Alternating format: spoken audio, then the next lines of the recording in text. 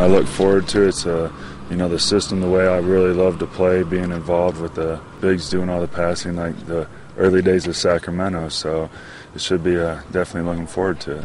This is a game that a big guy, if he takes care of himself, can do this for a long time. And you've probably got a few more years left in you because you do take care of yourself and you're big. I mean, that's a space. That's a valuable thing. Yeah, I think just at this point, I've always said, I want to kind of go out on my own terms. And, when I signed this, this 3-year deal, I was like, always said I got 2 to 3 where I know I can feel like I can mentally and physically still go out there and be real good. And, after that, I guess we'll just see how the knees are going and the rest of the body feels.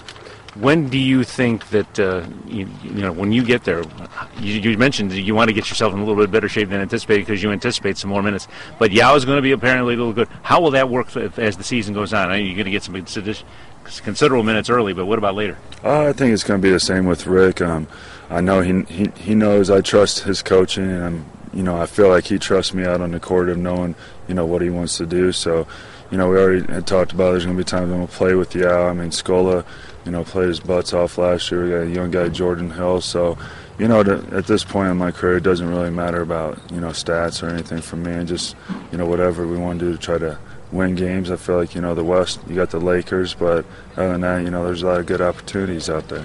You wanted to, you want to go, this is a business, and you've got to go to get paid.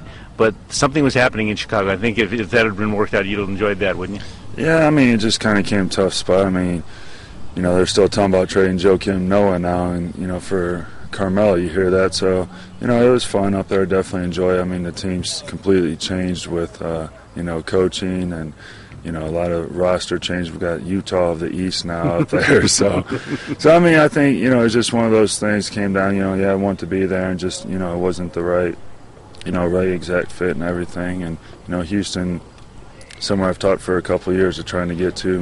My good friends know that I've been up for pushing my agent to get me traded down there. So, in terms of that, it's definitely a place that I've been eyeballing wanting to play for a couple of years.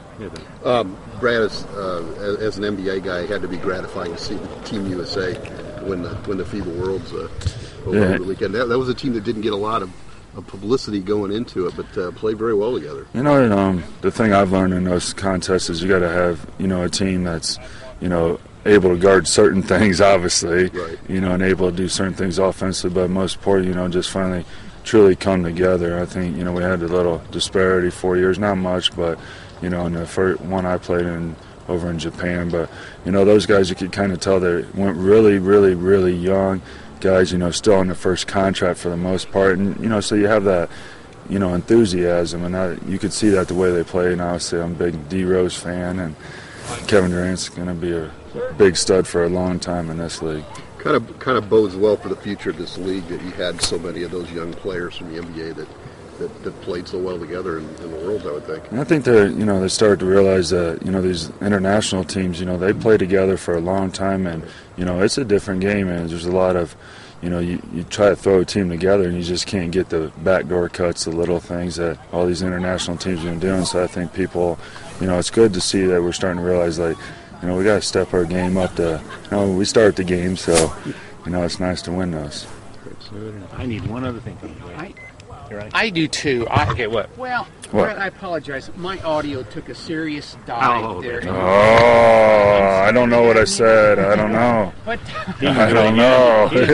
just in a nutshell, why the Rockets? What are you going to bring to the? I apologize, man. I've only done this. Okay, go ahead, Brett. Longer than you've been alive, but let's put it there. Exactly. I'm sorry.